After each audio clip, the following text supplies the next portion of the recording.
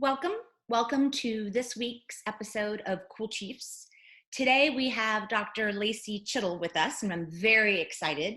Welcome, Lacey. How are you? Hi there, Jack. Thank you for having me. Oh, my pleasure. So today we're going to talk about the nuances between peri-menopause and menopause. It's not all one thing, Dr. Chittle has been informing me. And Dr. Chittle is here. She's a PhD in physical therapy and an expert in functional medicine. And I would love for her to give a brief introduction to herself. But before we dive into that, in case people haven't seen one of these before or they don't know me, I'm Jack Perez, and I'm the founder and CEO of Kuel. And yep, that's Kuel spelled with a K. I know it's all cattywampus. It's Kuellife. And Kuel is an online community and curated shopping experience for women in midlife. So we focus on content relevant to us ladies as we get into our mid-40s and later. And also the shop focuses on promoting women entrepreneurs. The concept is products by women for women and their loved ones. And so the whole Kuel Life experience is particularly curated for us women in midlife. Dr. Chittle, can you do a quick introduction of yourself and give my audience a little bit of background as to how you got into this field as an expert in functional medicine and what brought you to this level? Yeah, sure. So please feel free to call me Lacey. So I actually did my doctorate as a DPT. It's a clinical doctorate in physical therapy. And so I was practicing as a physical therapist initially in pediatrics and neurodevelopmental conditions. And then I fell ill myself. And I had widespread body pain. I had vasculitis in my eye. I had digestive issues. And I didn't fit into a perfect little box as to what was going on with me. And it was believed that I was an emerging autoimmune patient. And that, so we were just waiting for me to get bad enough to have a diagnosis. And that sounds a little crazy, right? Just waiting around for you to get ill enough that they could figure out what was wrong with you, right? Right. There were some indications that would lead me down the road of either, like lupus or undifferentiated connective tissue disease. However, that's just how conventional medicine works, is that there is, you have to get to a certain degree of markers in order to be classified as a disease state. But there's a whole period of time where people don't feel well in between, that gray zone. And I was stuck in the gray zone for a long period of time, hoping that conventional medicine was going to help me. Unfortunately, I tried lots of medications to control my symptoms and was not really getting any better. And that's when I found functional medicine. So I wound up studying with the Institute for Functional Medicine and did all of their coursework. And what functional medicine is looking for the root cause. What is biochemically missing or off or malfunctioning in your body in order to produce the symptoms that you're experiencing? Okay, so it sounds like instead of where you think of more traditional medicine is you're treating the symptoms. They'll give you some sort of pharmaceutical or something to treat the symptom. Functional medicine actually tries to go to figure out what's causing it so you can change it at the root cause. That sounds healthy. Yeah. That sounds healthy to me, right? I mean, and even in other types of medicine, sometimes it's just more of a Band-Aid approach. It's deal with the symptom rather than try and resolve the imbalance that has been created within your body. So this is applicable to every stage of life and any medical condition that you can think of. So this is how, you and I came across one another. Yes. Is, when it comes to, peri-menopause and into menopause, is that there is a changing of who is responsible for making our sex hormones, so originally our ovaries going over to the adrenal glands to now make our sex hormones. So there's always something that's some people go through menopause and it's symptomatic, and other people, they're asymptomatic. Right. So the thing that attracted me originally to what you were doing is this whole keto is such a big buzzword now. And, do you do keto? Do you don't do keto? What is keto? What does it do? And, just speaking with you briefly before the show, something I didn't even realize is that there are subtle differences between perimenopause and menopause, and whether or not keto is a good thing. It depends on what stage. Can you, just in case our audience doesn't know, and if you're watching this in the rebroadcast, please feel free to make comments. We will circle back around. But if you are watching this now live, have you tried keto? Do you know what keto is? And just in case, because I don't know that I know what keto is, Lacey, can you give me like the, I don't know, elevator pitch on what keto is and why we should care, I guess. Yeah. So, the ketogenic diet is super hot right now. And the reason why it's so popular is because it's very effective at helping people who have had stubborn weight that they can't lose to lose weight. Yeah, so a lot of women, especially once you're mid-age, it becomes more and more difficult to lose weight. And so it is helpful. So the ketogenic diet, the therapeutic ketogenic diet is where you eat upwards of 90% of your calories from fat. And that sounds good so far. And then, carbohydrates are at a bare minimum to absolutely zero potentially. And then 10% of your calories potentially from protein.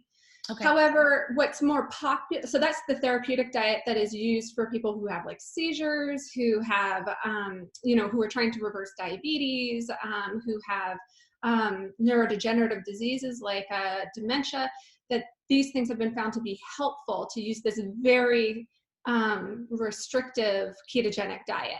Okay.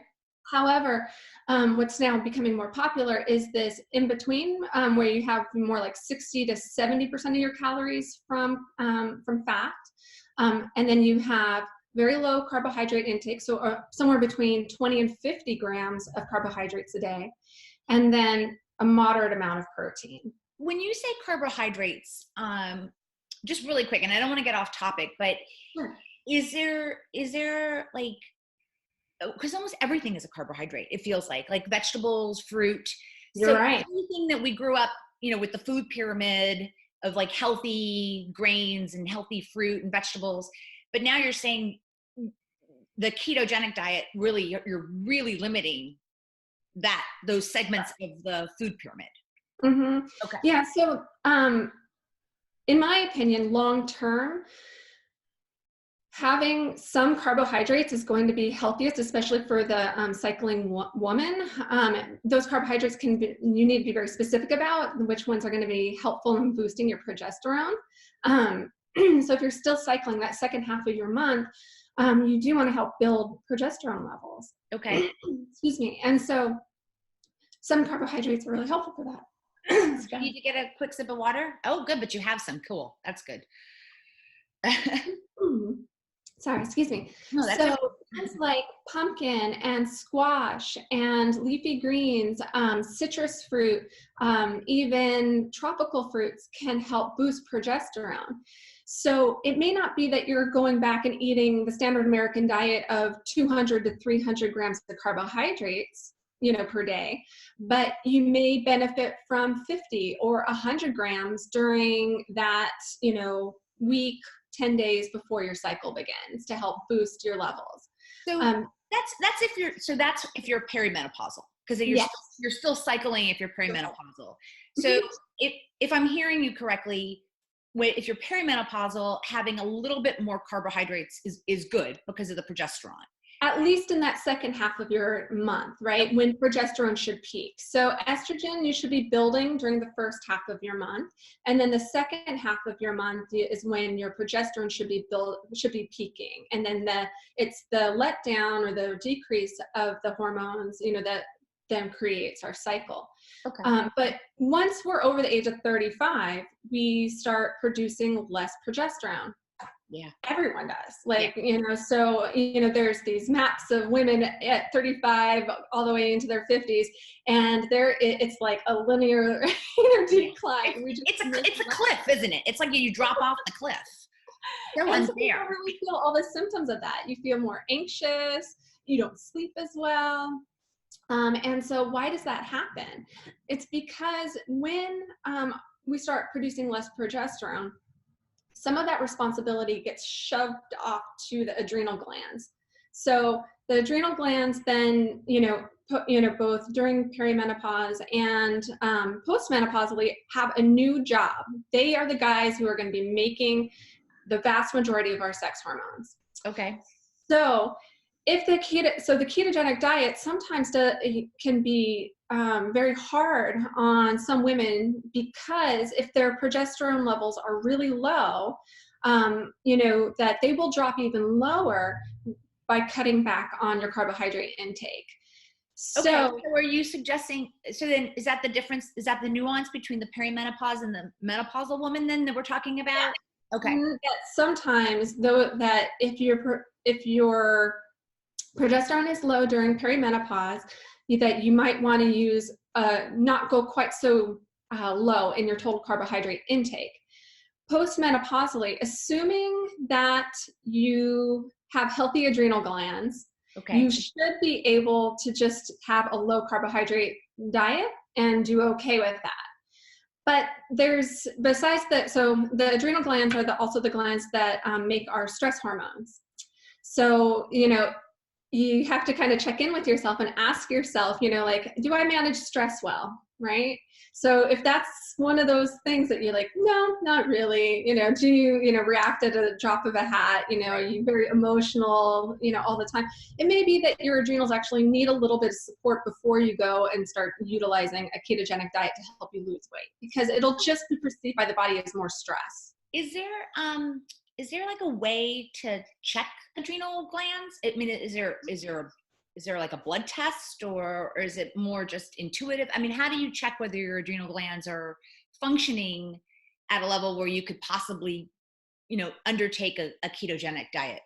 Great question. So there are definitely, you could probably even Google a quiz on adrenal fatigue, which is kind of it's a basket term. Really, the adrenals don't really get fatigued and, stop producing cortisol entirely. It's that they have become dysfunctional. So they're not making the right amount of cortisol at the right time of day, usually. Okay. So anyhow, but so you could Google a quiz for that. I have a quiz for that, on when I work with clients, but there is do you have a quiz available?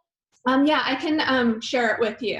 Okay, share it with me, and then ladies, I will put the quiz URL down below so you could go check it out and see if maybe, at least figure out whether your adrenal glands are functioning before you embark on a ketogenic diet. Because it sounds like you could actually get yourself in trouble if you aren't physically prepared to undertake. There's a couple things, if you recognize, like I was saying, is do you feel like you manage stress well? Are you able to sleep through the night? Do you wake up feeling exhausted and feel wired and tired in the evening? There's things like that could give us hints, that you may need some support. And then the test to do in order to figure out how your adrenals are actually functioning is called a 4-point salivary cortisol test. So it's where you collect your sputum at 4 points throughout the day. And so we get this curve of how your body is making your cortisol. Okay. So sometimes, you just need to support them with herbs. And sometimes you have to support your adrenals with glandulars. And then other times people will use the bioidentical hormones to help. Okay. Is that bioidentical hormone therapy? That's BHRT. Is that what you're talking about? Right. Yeah. That's a combination of estrogen and progesterone, right? Yeah. If their cortisol levels are abnormal, sometimes what you can use are these precursor hormones too, like DHEA or pregnenolone. But it really depends on the individual. And, I highly recommend working with someone who this is their area of expertise. So obviously this sounds like it's not something to go get yourself some progesterone cream off the internet. Please don't do that. It's funny because I have an IUD for progesterone. Mm-hmm. My doctor says that's a perfectly adequate vehicle by which I'm I'm probably past menopause. I mean, I'm Mhm. postmenopausal. So have you heard of that, or have you heard people using it that way, or? Yeah, I mean, if it's helping you and you feel like your mood is more stable and that you're sleeping well through the night, then maybe that's exactly what you need. Yeah, so it can also help with, vaginal atrophy, to have a little extra progesterone and that sort of thing as well. Okay, So so back yeah, to back to keto diet. right, yeah. So I'm sorry, we got a little sidetracked there, No but problem.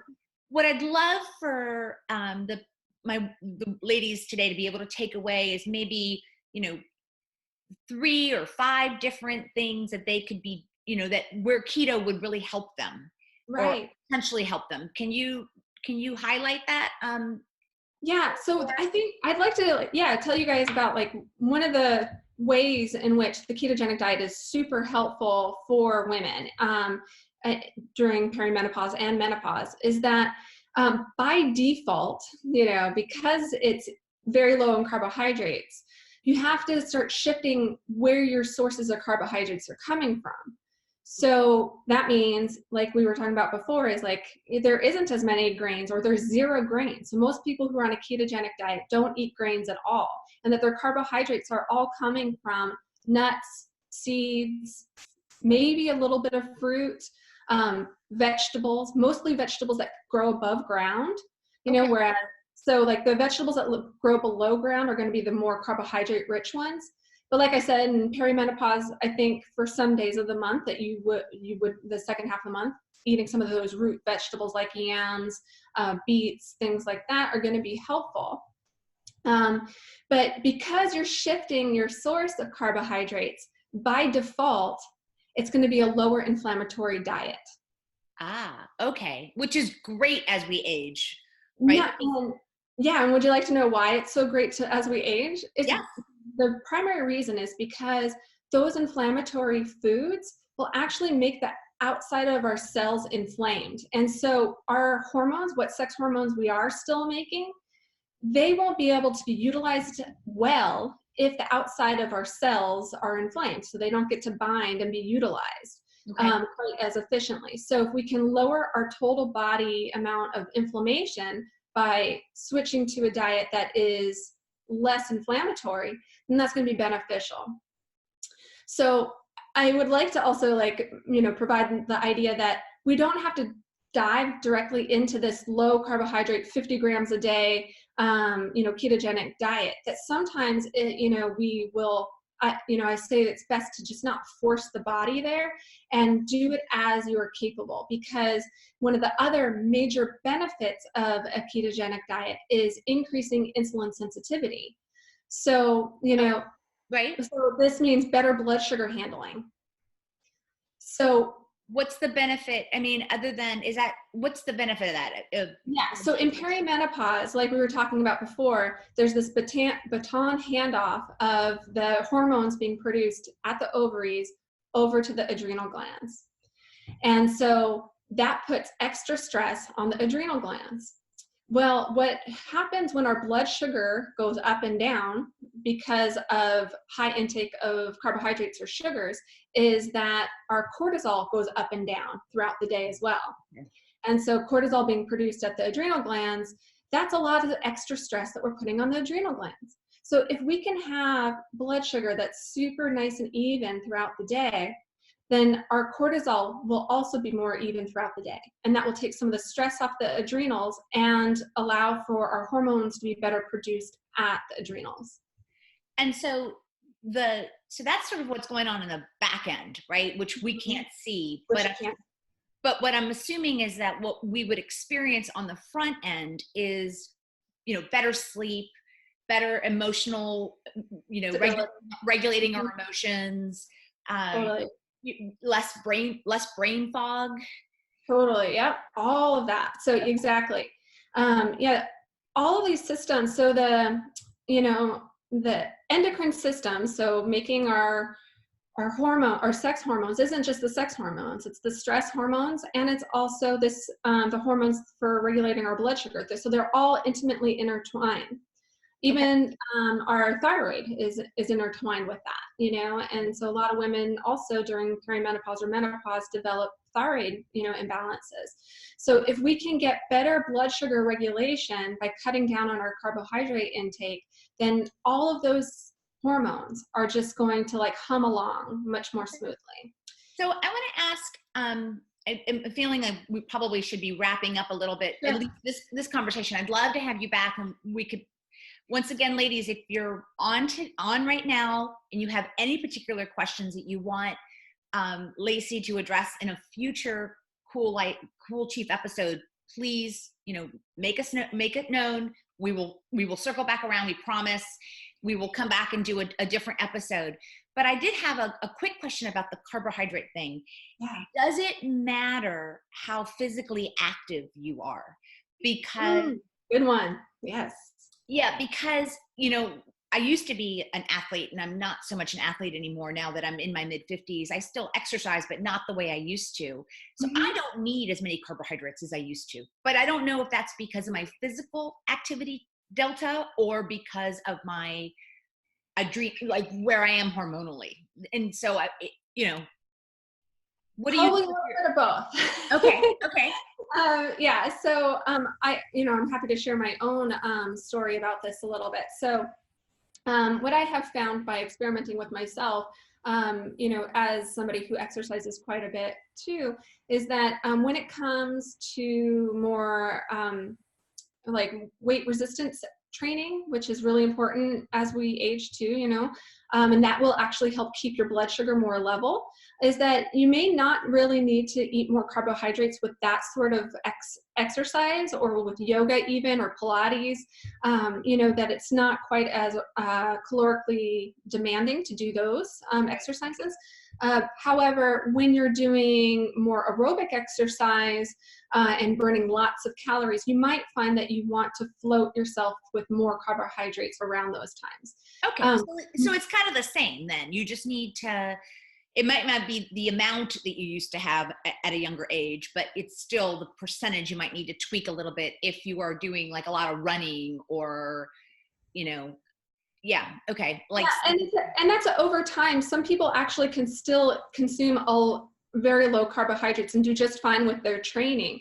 There is a adaptive effect that happens, you know, both that where your body clicks in and uses the ketones more readily for fuel. So that's, you know, part of what the ketogenic diet is it's teaching the body to utilize fat for fuel. Okay. Right? And so if the body does a better job at that, then you are going to be able to do endurance events, even utilizing more ketones for fuel. But if your glycogen stores, their stored sugars are extraordinarily low, you might not have as much force, you know, like feel like you can go quite as fast, you know, so it depends on the individual and how metabolically flexible you actually are. But so as I was doing this myself and figuring this out, what my body's needs were, was I noticed that I could definitely run, you know, 3 miles and not increase my carbohydrate intake at all.